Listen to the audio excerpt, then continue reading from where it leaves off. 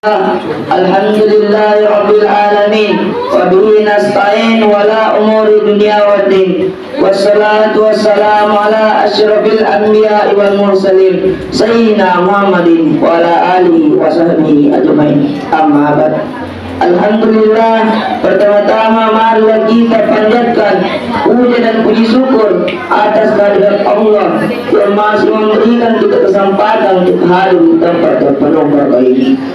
Dan tak lupa kita kirimkan salawat serta salam kepada junjungan kita Nabiullah Muhammad SAW, Nabi yang membawa kita dari alam kegelapan menuju alam terang benderang seperti saat ini. Hadirin hadirat rahimakumullah. Alhamdulillah, di dalam kesempatan berbahagia ini izinkanlah saya membawakan sebuah ceramah singkat yang berjudul Salat. Ibadah yang kita kerjakan setiap hari, yakni ibadah solat, di dalamnya terdapat permintaan serta harapan. Kita sebagai seorang abdi yang menghambakan diri kepadanya. Di dalam solat pada bacaan kita terdapat lafaz A'udzubillahi minasyaitonirrajim. Inna salati wa nusuki wa mahyaya wa mamati lillahi rabbil alamin. Yang artinya sesungguhnya salatku, ibadahku, hidup dan matiku hanya untuk Tuhan semesta alam.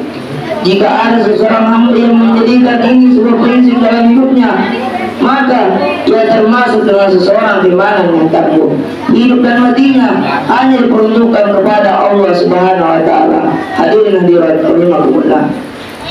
Apa yang ia miliki, entah itu jabatan, harta, dan apa saja yang terjadi dalam kehidupannya, sekalipun nyawa yang menjadi taruhan, dia sudah pasrahkan, karena sejatinya kita ini milik Allah Subhanahu wa taala.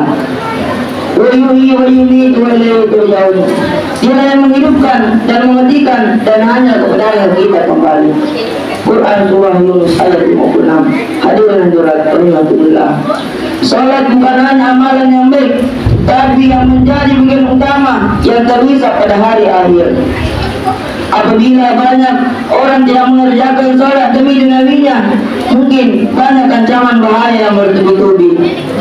Hal ini ditafsirkan pada Al-Quran surah Al-Mudaththir ayat 42 sampai 43, yang artinya, kenapa kalian masuk neraka sadar kami dulu tidak mengerjakan sholat. Hadirin hadirat rahimakumullah. Berdasarkan fakta tersebut yang menimbulkan tidak rajin sholat yang menimbulkan efek domino yang cukup berbahaya. Sebagai contoh, Nabi menyuruh anak kita untuk sholat ketika di umur 7 tahun. Apabila di umur 10 tahun belum sholat, maka pukullah. Hadirin hadirat rahimakumullah. Ini hadis sesuai Rasulullah SAW, yang artinya, perintahkanlah anakmu sholat ketika di umur 7 tahun. Apabila di umur 10 tahun belum melaksanakan sholat, maka pukullah dan pisahkanlah tempat tidurnya anak laki-laki dan anak perempuan. Hadis riwayat Abu Daud. Hadirin hadirat rahimakumullah. Sebagai kesimpulan, ada baiknya kita mengajarkan anak sejak dini untuk melaksanakan sholat wajib secara sendiri maupun berjamaah untuk memperkuat jalan agama. Hadirin hadirat rahimakumullah.